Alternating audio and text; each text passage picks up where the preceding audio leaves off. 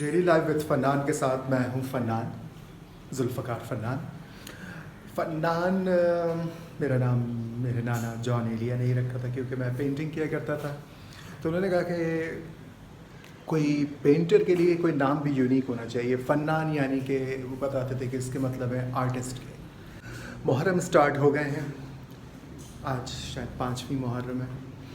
تو میں اپنے اس والے ولاگنگ کے سلسلے کو دوبارہ سے شروع کر رہا ہوں اور اس میں بتاؤں گا کہ میرے خاندان میں محرم کے دنوں میں کیا کیا ہوا کرتا تھا. 5 محرم امروہہ والوں کا جو محرم ہے, میری ننیال امروہہ کی ہے, تو وہ محرم اسٹارٹ ہی 5 محرم سے ہوتا تھا. اور شاید امروہہ میں بھی پہلا جو محرم کا جلوس ہے وہ 5 محرم کو ہی برآمد ہوتا تھا یا 6 کو ہوتا تھا, لیکن کراچی میں 5 سے ہوتا ہے.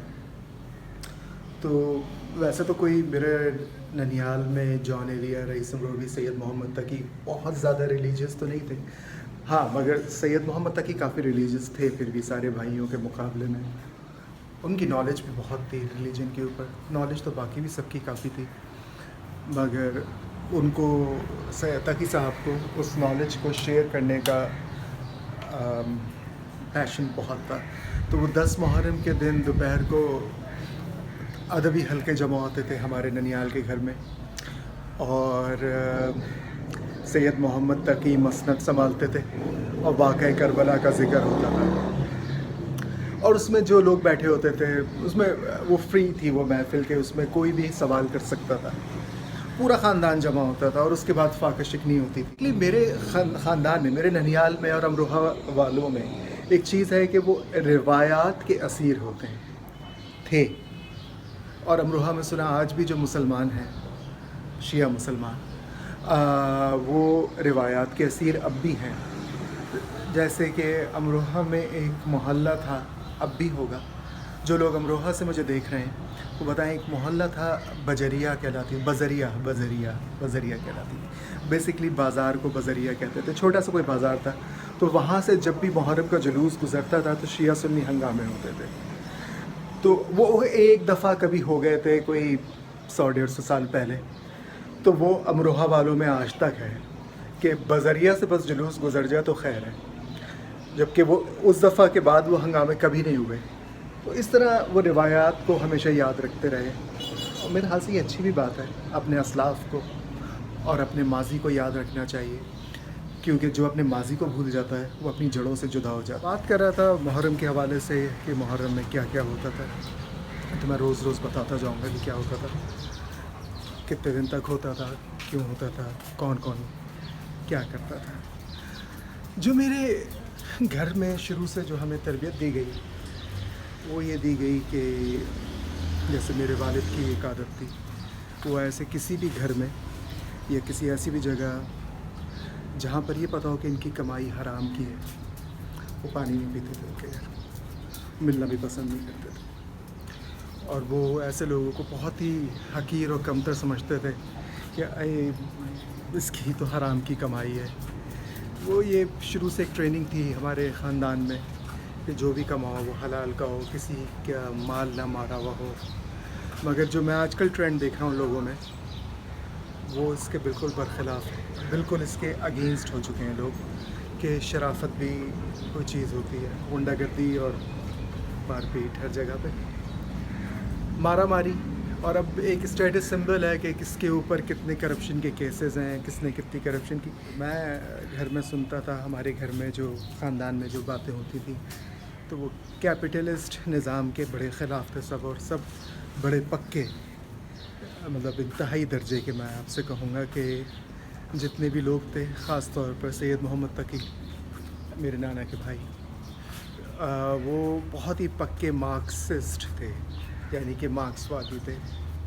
اور وہ ایک ایسے نظام کے خواہاں تھے جو کبھی آ نہیں سکا اور نہ کبھی آئے گا اس معاشرے میں. داس کیپٹل کا ٹرانسلیشن بھی کیا انہوں نے اردو میں. تو آپ خود سوچ سکتے ہیں کس قسم کا ماحول رہا ہوگا. جان ایلیا اور رئیس امروین کا تو خیر شروع سے ہی تھا, وہ ایسے لوگوں کو کوئی عزت نہیں دیتے تھے جو بہت زیادہ پیسے والے ہوں.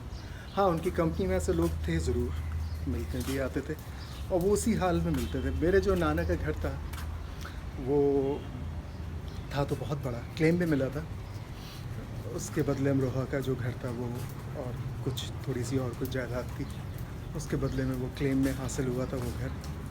تو اس گھر کے جو حالت تھی وہ بہت ہی سمپل تھی. اس وقت میں نے سوچا کہ ایک مزے کا قصہ آپ سے شیئر کرتا ہوں. میں نے اپنے ننیال میں اکثر راجہ صاحب محمود آباد کا ذکر بہت سنا. جب تک راجہ صاحب زندہ رہے، جب وہ کراچی آئے، میرے خیال سے 1 یا 2 بار ہی آئے، تو میرے نانا سے ضرور ملتے تھے آ کر. تو ایک ایسا قصہ ہے یہ جو شاید آپ لوگوں کے لیے بالکل نیا ہو، یہ کسی تاریخ کی کتاب میں تو نہیں ملے گا، مگر راجہ صاحب کا آپ نے بتایا ہوا ہے کہ جس وقت محمد علی جناح کی شادی رتی جناح سے ہوئی، تو جو انگوٹھی تھی جو رتی جناح کو پہنائی گئی وہ راجہ صاحب محمود آباد کی والدہ کی انگوٹھی تھی. یہ کسی کتاب سے تو میں نہیں کوٹ کر سکتا، ان کا اپنی بتائی ہوئی بات تھی راجہ صاحب کی. اچھا، وہ پاکستان جب بنا تو اس کے بعد وہ پاکستان شفٹ بھی نہیں ہوئے، بلکہ وہ ڈائریکٹ برطانیہ ہی شفٹ ہوئے. تو جو میں نے گھر میں ان کے بارے میں سنتا تھا تو وہ یہ کہتے تھے کہ جس پاکستان کا خواب محمد علی جناح نے دیکھا تھا یہ وہ پاکستان نہیں ہے.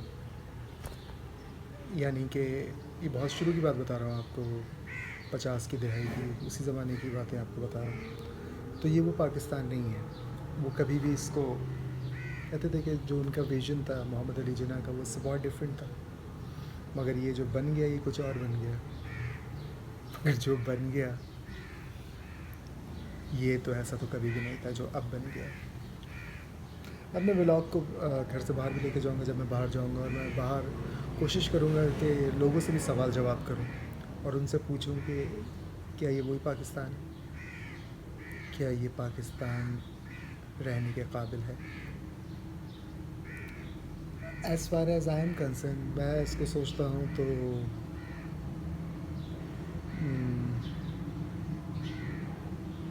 کیا بولوں، کتے کچھ بولنے کے لیے دیتے مجھے.